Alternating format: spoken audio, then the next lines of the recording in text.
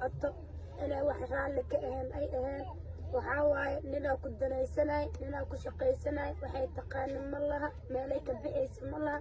intaas waxay wax u samaynaysaa maa walaalaha ay maanta waxay aheedeen waxay u baahan yihiin ad u awoodaa laakiin shaqadii waxay noqotay mid bahdilaad ah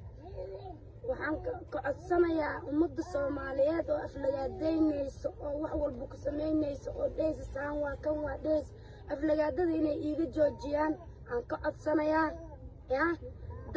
danta iyo daruufta liskuma naco gabadhayda waxaan iiga codsanayaa inaad nicin oo soo dhawaysiin aan idinka codsanayaa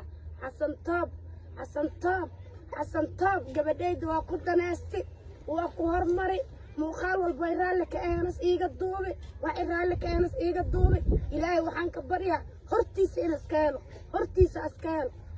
iska helo ummaday asxaabay gabadhaydu waa u jeedin danta iyo daruufta maanta haysato waa u jeedin hortiisa iska hela xasan toob gabadhaydu muuqaal walba meel walba wadan walbaas iga gey hoteelo baraadiyaas iga geli ilaahay waxaan kaaga baryaa xasan toob in hortiisa ka helo